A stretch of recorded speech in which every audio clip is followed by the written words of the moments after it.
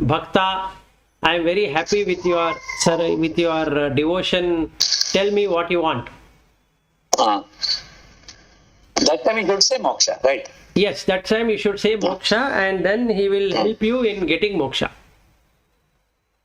So the Vivekachudamani is more meant for Shankara follower. And most of the Shankara follower also have not really gone through the Vivekachudamani. No. I think the followers, there is no meaning in this unless they have fully understood. So the maximum amount of people as Smartha or Shankara followers, they go by that Lalita Sahasranama and all that, and end with that.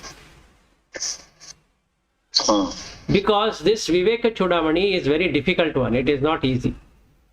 Yeah, see what I was thinking while going through that all three acharyas taught the same thing. I was thinking basic moola, and my people interpretation can be different. That is okay, not a big issue. Three acharyas cannot teach three things. It should be same, because it is always about something ultimate truth that everybody believes in.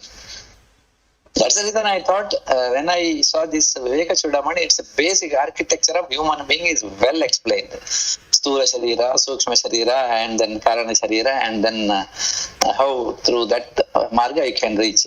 I thought this is a basic knowledge for all three acharyas. Since you told me it is not, then I was very surprised. Then what basis? Because you have to build some knowledge for anything. Some knowledge is needed.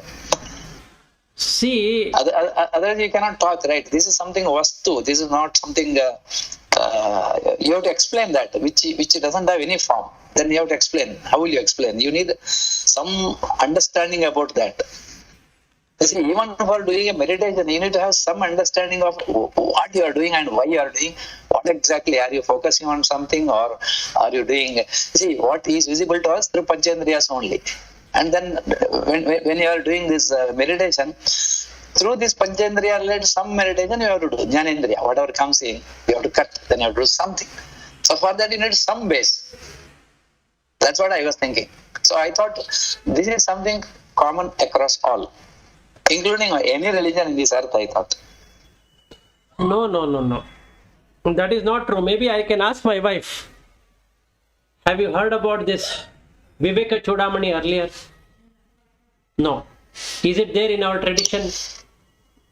No. From our young age, because they are very orthodox Madhva Brahmins. They have never... okay, let me ask this way. Instead of Vivekachudamani name, they should be there in some other form, this knowledge.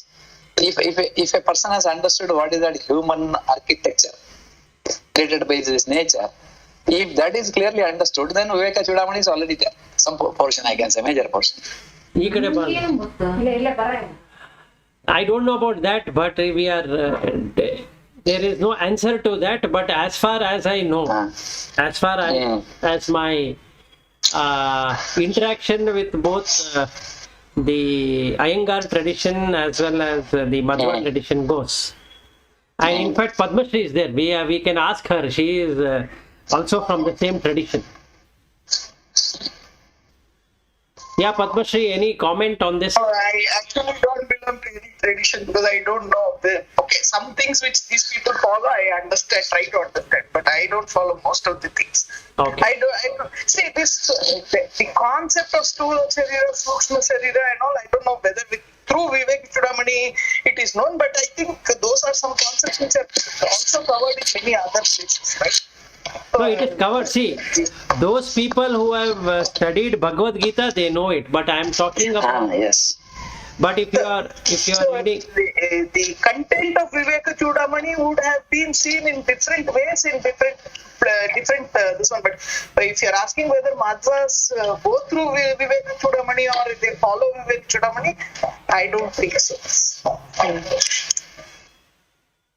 But the concept itself is not a new one. Meaning, what I'm saying is yes, concept is not new one. So the thing is that if somebody, let us say, some Madhva philosopher or person who have read Upanishad, he would know something.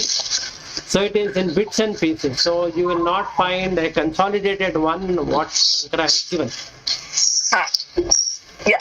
See, that whole thing in a very collected and a connected way is not found in one place. It is found in Vivekachudamani, and that is not something which is followed by Madhva philosophy. But the same concepts in different places, people have assimilated. Meaning, if you ask whether you know about Stula Sharira, Smukshma Sharira, and that all those kinds of different cores, different layers, yes, most of them know about it. Yes. But not via Vivekachudamani. Correct. And another thing is, if somebody has gone through Taittiriya Upanishad, that means somebody has gone through Upanishad, but they will be knowing.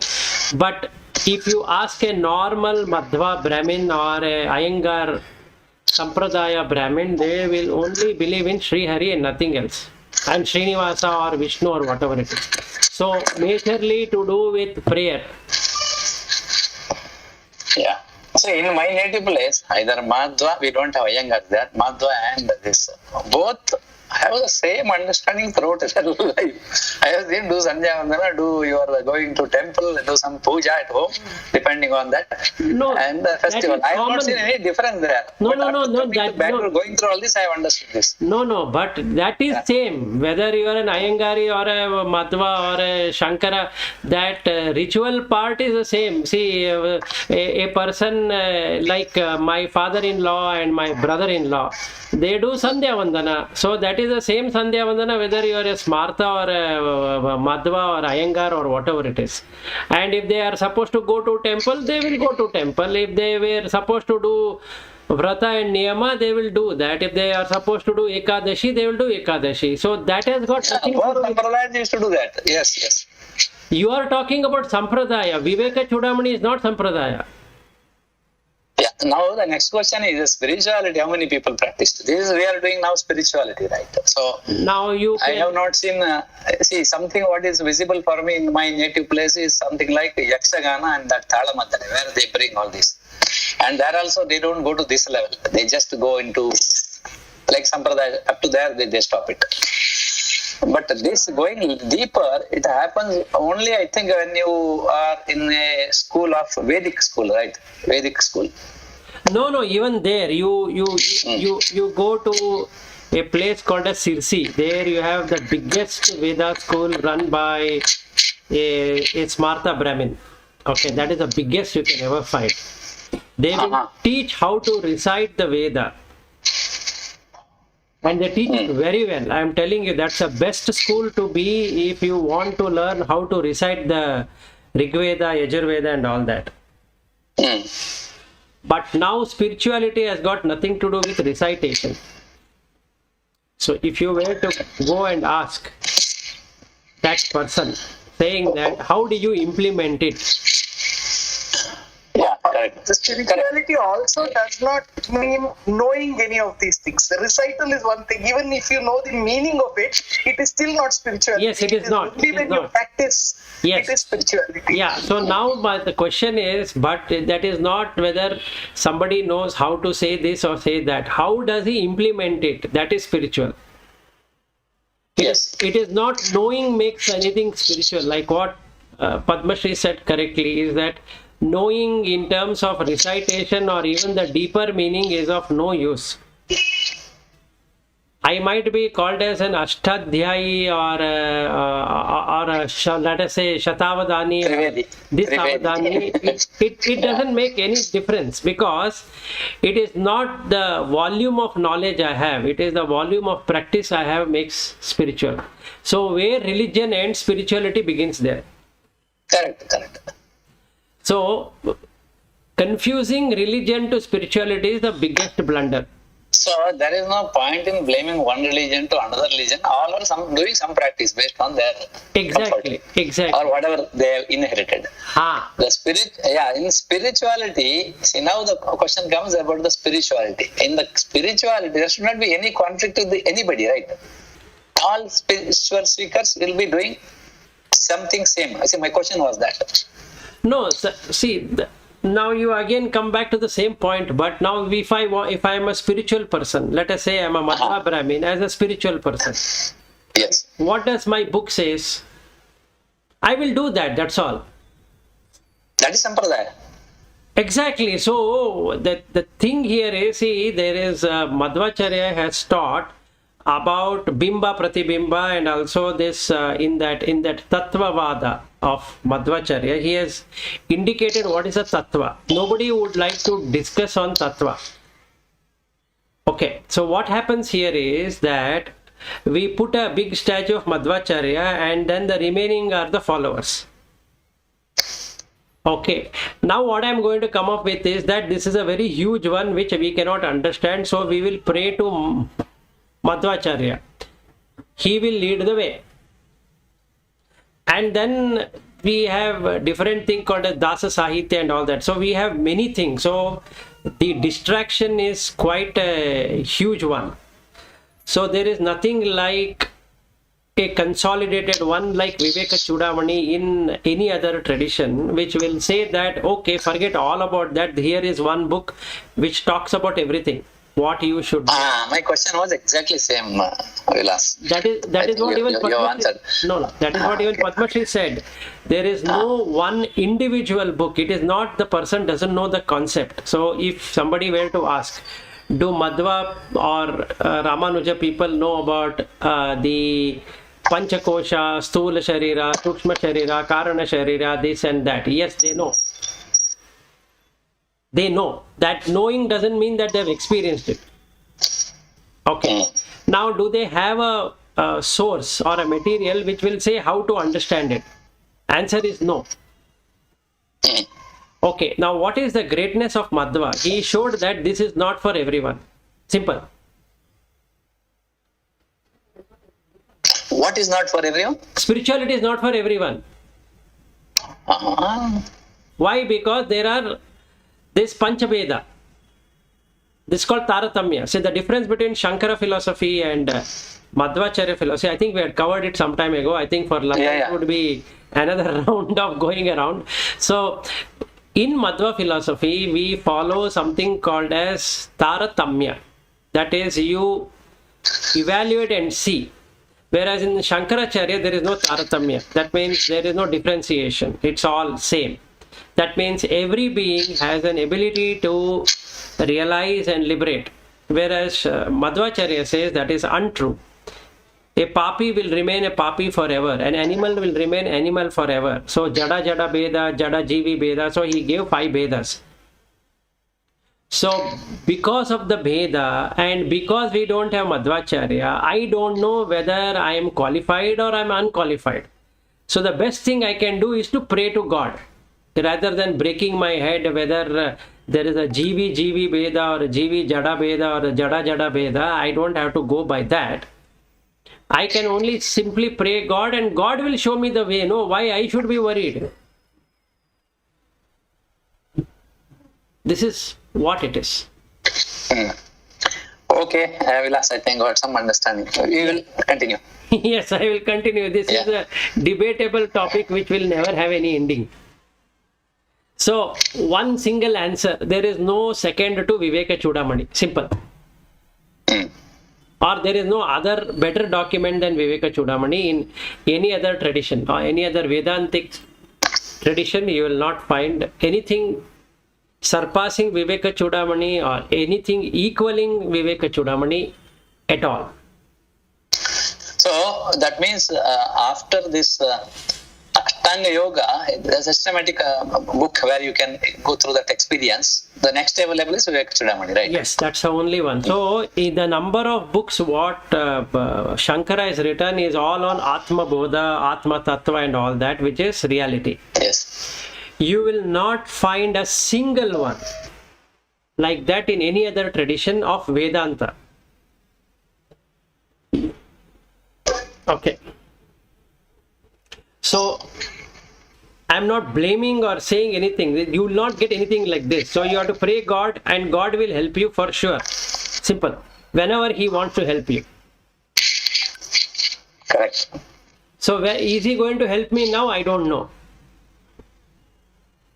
I think God is helping all of us. I strongly believe. That is what this shloka also says. Because of that Karunamai God, today you have reached this position to go through this along with the Guru. Yes. So I am very impressed with that real sloka yesterday. right. I saw that sloka, yeah. Yeah, so the third verse, going detail, yesterday I could not complete furthermore on the third verse. There are three trains which are running all the time, but for all of us. One train will take you from where you are to the higher. Okay, the problem with that higher is that you're going to spend all your time in enjoyment. And another train will take you from where you are to the lower, where you will be suffering. Another train will keep you wherever you are. Okay, the choice is yours. Yours means ours, each individual. Okay, so being a human being, what you can do is you can ask or get liberation as your ultimate goal rather than spending time in different trains. So Correct. yesterday what I was saying is that Manushya is Manaha Urshitaha. So the first thing we need to see is that whether we are Manushya or not. So this is the first thing you need to see, whether before dying, whether you are a Manushya or not. Not the body. Your mind is a Manushya or not. So how do I know whether I am Manushya or not? If my mind is elevated, I am Manushya. If the mind is not elevated, I am not a Manushya. Okay. Elevated doesn't mean that I am going to become a Deva. Yes, I might have a mind of a Deva, but again it is conditioned by that, which means that after the Punya is over, I am going to come back to the animal realm of existence. So what I need to see is whether it is Kankshitaha or it is Urshitaha, these two things. So if my mind at present is compressed for whatever reason, meaning to say that I have lot of attachment to son and daughter and money and wife and husband and home and property and all of that. That means I have compressed myself. That is, the consciousness is a compressed one with the mind. So 99.99% it will be born as an animal. Okay. And if the mind is not Urshita, but it is Deva, just to give. So a lot of dana, lot of facilitation, lot of devotion, lot of what I can say, helping people and all that. So that is a Deva. So the mind will get established as a Deva. Now there is the same state, meaning maintaining the same state as I am today. Then it will give me again a human existence if that is possible. Now depending upon the Punya Phala, I can get a higher human existence or a lower human existence. And that is what is the Manushyatva is all about. If it is Urshita, that is expanded, the last expansion what I can have is Brahma. That's the highest. Brahm means to expand. So mind is completely expanded. That's the maximum I can go. So I can be reborn as a Brahma. But since the Mumukshatva is not there, I will again come back. So three things are required. One is Manushyatva, then is Mumukshatva and Mahapurusha Samshrayaha to get liberated. Yeah, see, expansion of mind is nothing but going towards the Devatvam, more Punya. What is expansion of mind means? What is this mind here? Are you talking about Buddhi Chitta Ahankara? Yes. See, you have to see within yourself. How is your buddhi? Your buddhi is conditioned by senses. That means it is Kankshita. Simple. I am worried about my future. Kankshita. Because there is worry. I am interested in my future. There is Lobha. Okay.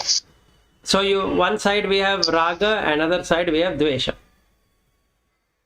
And I have Moha, that this life is something to enjoy. like what you asked yesterday, that is it a step by step or it just happens like that? It just happens. So the change is just immediate. It's not going to take a lot of time and all that. It is not true.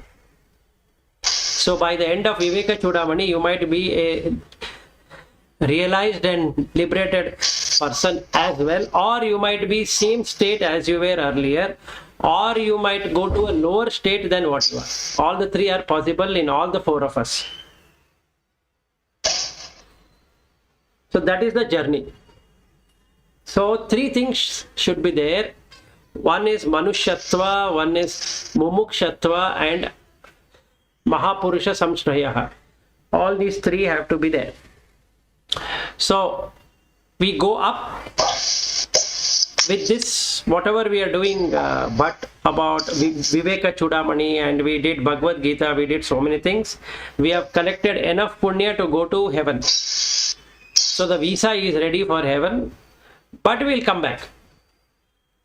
Simple.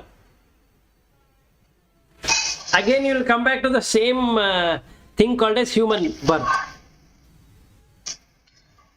So the train brings you back to the same place. It will take you up, like, you know, if you go to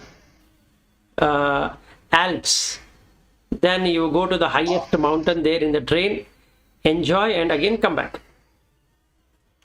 Or we can go to a volcano, which is down below with molten rock and then fire, and we can take a train downwards and go and come back. Or we can be in the same train. That's all. This is the third shloka. So the fourth shloka says, why should you not strive now? This one is not there in any other tradition, any other Vedantic tradition. This is where Madhva and Shankara separate. Madhva says it is by Taratamya alone, whereas Shankara says that you have got a human birth and you have got the masculinity. Why should you wait? You should be doing it right now. So Madhva says, if a papi is a param papi, he will not be able to get it no matter what he does. Which seems to be true. So Madhva wins 1 point, Shankara wins 0 point. With this fourth shloka. So if he strives, who strives? That human being, that Manushya. So first and foremost thing we need to see is that whether we are Manushya or not. So yasya manaha urshitaha sa Manushyaha. So if we have an elevated mind, expanded mind, then only this fourth shloka makes sense. Otherwise it doesn't make sense. So we have to check within ourselves whether what are we doing, is it resonating in that way. If it is, then we should only look at realization. There is no point in dealing with anything other than realization and liberation. If he doesn't do it, then he is not only clinging to unreal, that is, all relationships are unreal. So what we need to do, first thing we need to understand is, as we are in this deep sleep, we should be in deep sleep in the morning. Meaning we should be awakened to the reality. So our frame of reference should be that when a person goes to sleep, he loses himself. There is no name, there is no form, there is no brother, there is no sister, there is no son, there is no daughter, there is no mother, there is no father, there is no concept, there is no Bhagavad Gita, there is no Vivekachudamani, there is no Madhva, there is no Shankara, there is no Ramanuja, there is no Christian, Hindu, Muslim, dog, animal, birds, or whatever it is. All of them are gone. And that is the real state. And this is common to everyone. It's not only common for Shankara follower or a Madhva follower or a Ramanuja follower. It is common to all the beings. Whether it is a waterborne creature, or it is a airborne creature, or it is a landborne creature. This state of Shushupti is same for all. In that Shushupti, even if a person were to sleep only for 1 hour, in that Shushupti, all relations are removed. And not only that, the Desha and Kala is also removed. So there is no place and there is no time. When the person sleeps, he doesn't know how much time has he slept. That means there is no mind, there is no senses. So 5 senses and the 6th sense, mind is cut off. So what is happening is the God, whom we call as God, is just there. He is watching. The mind is sleeping. So in its presence, in the consciousness presence, the mind is sleeping comfortably. So when it wakes up, that means when the mind wakes up, it should be exactly the same. And then you are realized. If the person is attached to the relationships, what he has created in his mind, then God is one thing and he is another thing. Again, he goes to sleep. Again, the dissolution happens. And he doesn't know what is he doing. So this is called ignorance, avidya. So what he should strive is to know this, not anything else. Not go anywhere in search of God. That God is there right now, not later. And it will never perish. There is no birth and death for that. Only the mind has birth and mind has death. There is no other birth and death. So the personality has a birth and death, but the original, what we call as Atma or Brahman or Atman or whatever name given to it, has no birth and no death. So this is what we need to see. As we see the deep sleep, we should be in that when we are awake. That is the thing we need to know. So if a person has a daughter or a son, no matter they are sleeping next to that mother or father, let's say a person has a 3-year-old daughter and a 5-year-old son, and the father and mother and these 2 children are sleeping in the same bed. When they sleep, if father sleeps and other 3 are awake, father has lost the 3 of them. They are dead. As far as he goes, even he is dead and his 2 children and wife are dead already. If the mother goes to sleep and the other 3 are awake, the mother is dead and the other 3 people are dead. And if the 2 children are sleeping and the other 2 are awake, the 2 children have lost their parents.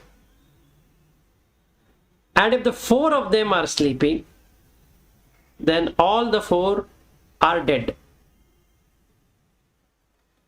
If you can understand this much, you have realized that all concept, all phenomena, what we call as, and what role we give and what designation we give, is Maya. There is no reality there. And hence, anybody can seek realization. That is what Shankara proved. But Madhvacharya says that this is correct, but this realization that Shushupti has this consciousness which is pure and bright can never be seen unless that consciousness blesses the mind. Otherwise, the mind still feels that I am sleeping. So you can't do anything about it. So verse number 5 says that, is there any greater fool than this person who has not taken heed? He doesn't have this heedfulness, or he neglects his effort to understand, even though he has got a human birth. And again he repeats the same thing. If he has got this masculine quality. So what is this masculine quality? Is the ability of human, whether male or female, doesn't matter, to endure and also to explore. So this masculine quality helps in fighting it over. So there are no emotions. So the left side of the brain has no emotion, and the right side of the brain has all emotions. Right side of the brain is more like feminine, and the left side of the brain is more like masculine. It has a lot of logic. So masculinity is more about logic and reasoning.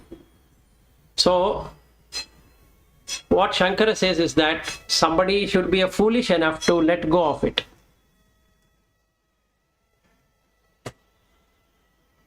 So now come to the 6th verse.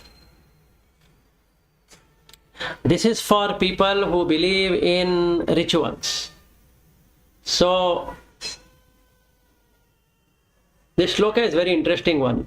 Vadantu shastrani yajantu devan kurvantu karmani bhajantu devataha atmaikya bodhena vinapi muktihi na siddhyate brahma shatantare api.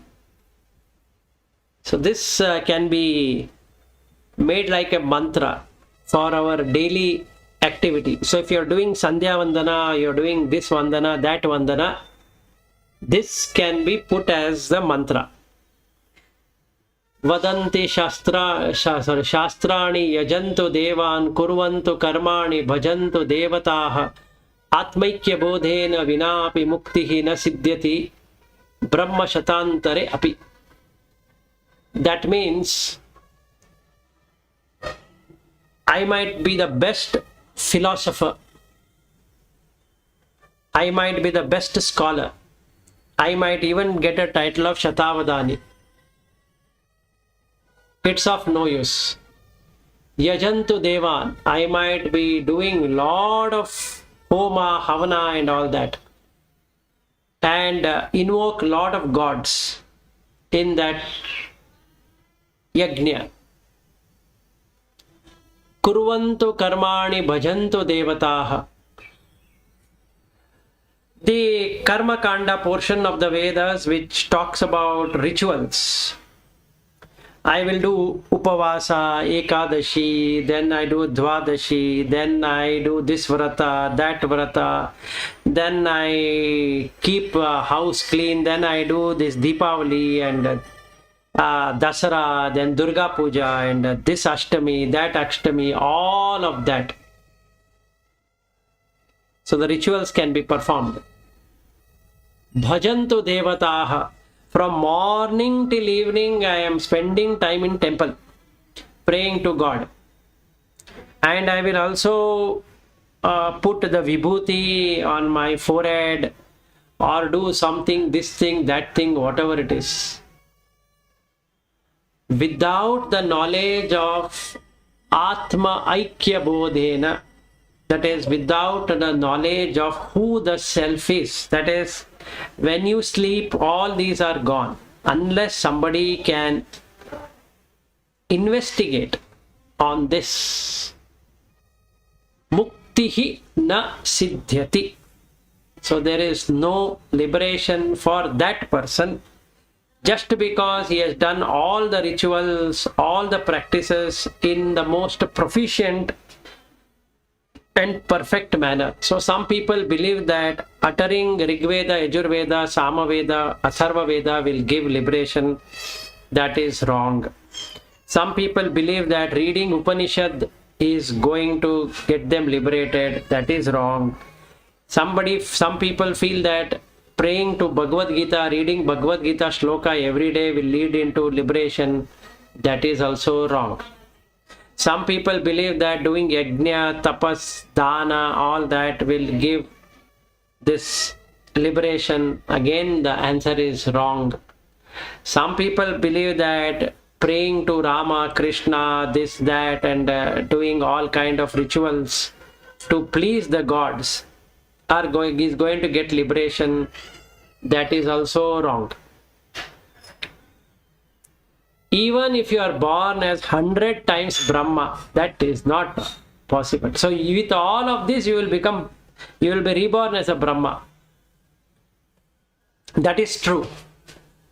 So with having a good life, meaning a ritualistic life, you will be born as a god or a deva. Yes, but you wanted to say something.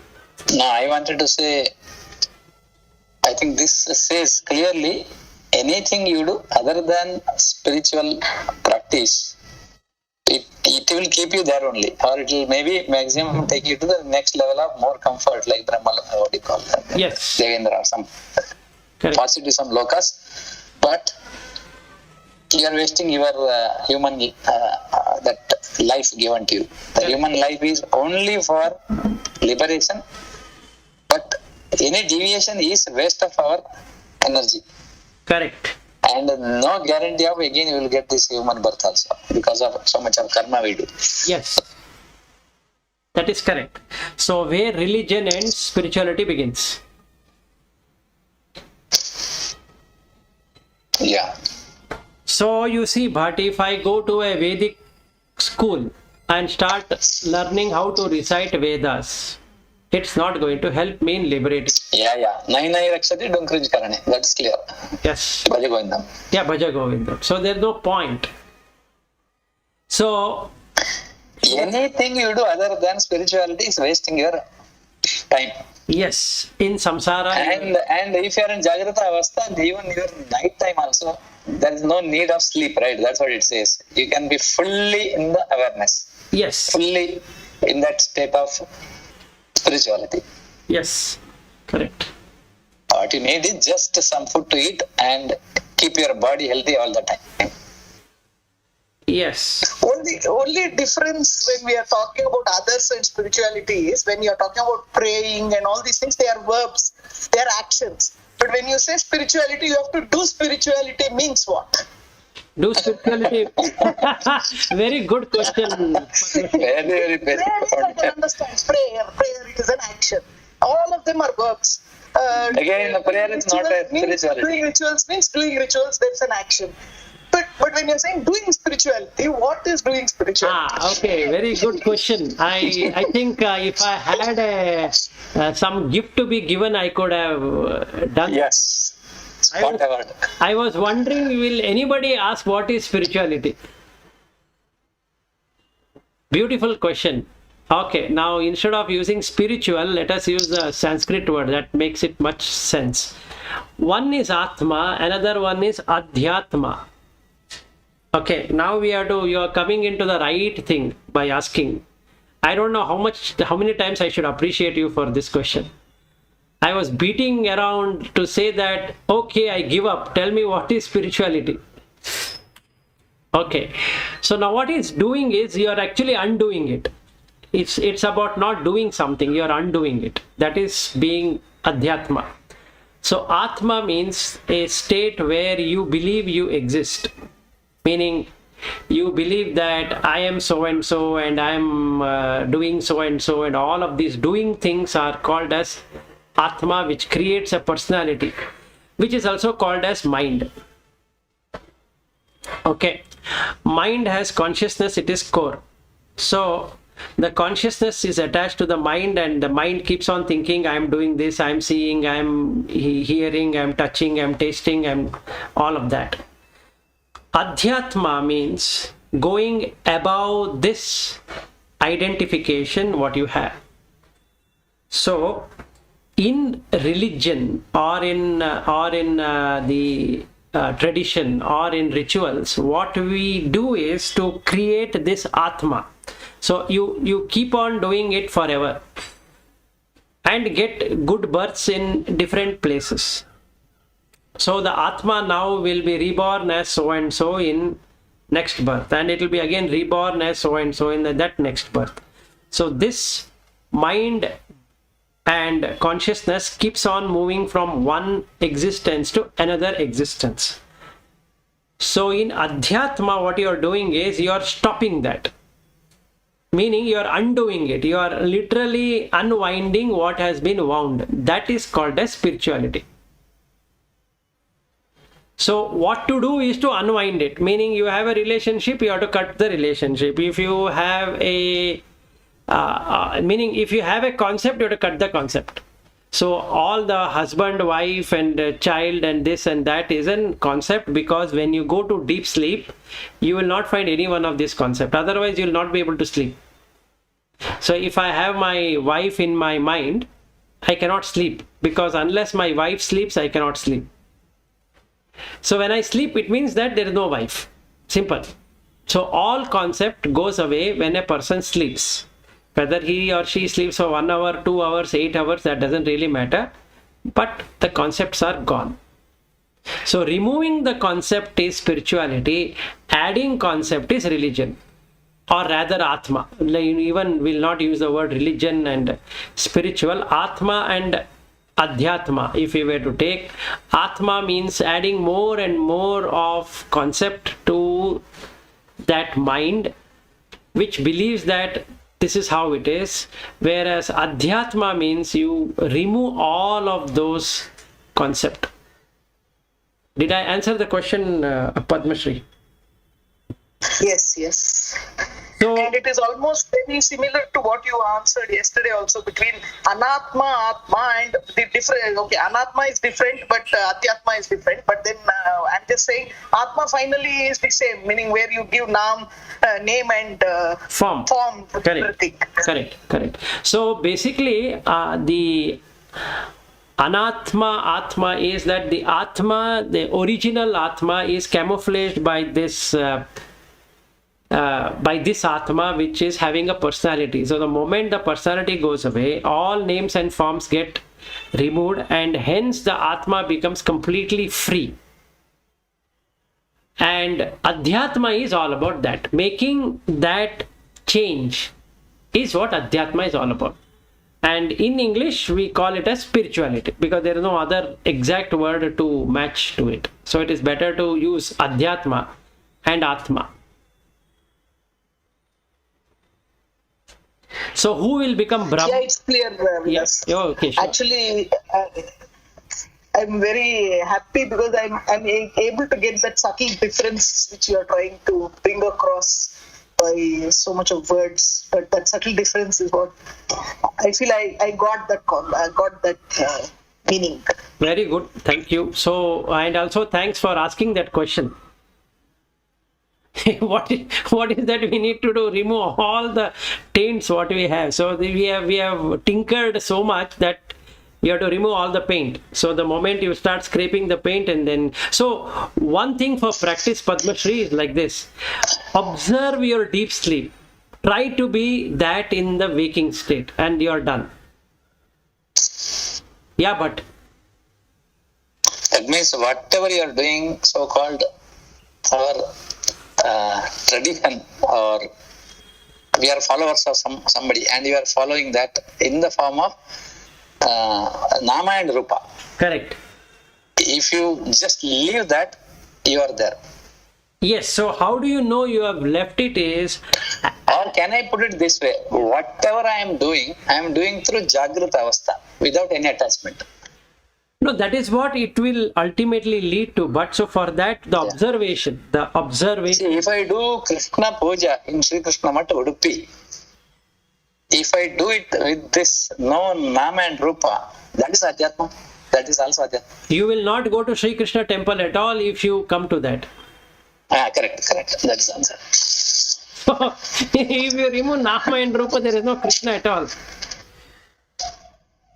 Yes. See, people get obsessed with Udupi because there is Nama and Rupa. Okay. So let us say, but there is Yakshagana going on in Udupi Sri Krishna Mat. Okay, in the night I am watching the Yakshagana, okay, of something. Now I go to sleep even in that Yakshagana. Let's say it is in the late in the night, 12 a.m. or 12:30 a.m. Now my eyes are closing. Will Yakshagana exist in my mind now? No. And I think I have experienced that many times. Yeah. Going to Akshayana night, first 1 hour watch, then you sleep. Yes. And after that, when you wake up, when you open your eyes, it is already 4 a.m. where is ending. Yes. Okay. Now what did you do from 12 a.m. to 4 a.m. if somebody were to ask? What is the answer? I was with the with myself. That's it. With the No, ignorance. the answer is, real answer is, you were in Adhyatma. The correct answer Correct. is, Adhyatma, but without awareness, right? that is the avidya, that is the ignorance. But Vidya. Okay. so, if somebody were to ask, look, what did you do for 4 hours? I can say I was in Adhyatma. Okay. Okay. One question here, with respect to this only. Who pulled me to Adhyatma there? Is it my mind? Because I have tiredness that has taken, I know, from Bahya or Lakshana point of view. Internally, who is pulling me there? Internally, nobody is pulling, but what happens is mind also gets weaker. See, mind uses the same energy as your body. So when the body is tired, mind is not able to maintain the 5 senses. So the senses will start shutting down. And because the internal senses start shutting down, the mind has no energy to pull anything. So it just shuts off. Nobody is pulling anyone. So mind also doesn't have that energy to pull information. That is why reason we say that mental energy, right? Yes. So we have physical energy, we have mental energy. The physical energy is the food what you eat, and the mental energy is your planning, scheming, and facilitating. All of that activities require energy. It uses virya, which it actually uses ojas continuously, mind. Okay. So if you don't have virya, automatically mind will become lethargic and it sleeps. It goes to charging stage from that Brahman. Now when it goes to charging state, it cannot remain as it is, right? Yeah. So the charge, the electric charge was always there, but the mind doesn't know. So if you want, you can be in the Jagrata Avastha and watch. That is called Adhyatma. Yes. The shutting, no, it's not like that. The shutting down of mind in awakened state is Adhyatma. Meaning, how to shut down the mind while in waking state is realization. Complete shutdown of the mind and ensuring that it doesn't come back again is liberation.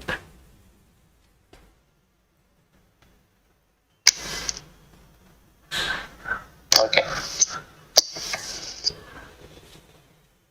So we'll go to, we are already at 9:26. It's a time. Yeah. So I have a meeting. Yeah, we'll do the 7th verse tomorrow. But this is what it's all about. So the Padma Shri and Padma Shri and everyone, rather, is the topic to contemplate is how are you going to deep sleep? Okay, first thing, when you are in deep sleep, do you have any relationships? If you don't have any relationship in deep sleep, why do you think you have then relationship in the waking? This is the assignment what you should take for contemplation. What makes you to have relationship when you are awake? When that relationship is not there when you are sleeping. See, you have 2 daughters. I have 1 son. Padma Shri has one son, and Lata has one daughter. My mother-in-law has two children. Okay, but irrespective of whatever it is, when they sleep, they don't remember anyone. So why are you remembering them now? Is the question. That if you solve it, you have realized. Correct. That's the assignment.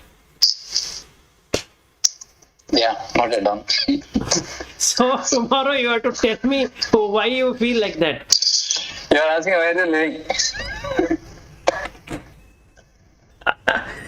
Why life? You're asking question. Yes. Okay, so we'll meet tomorrow then. Yeah, sure. Thank you. Okay. Bye. Thank you. Bye. Bye. Bye. Bye. Bye, Lata. Bye.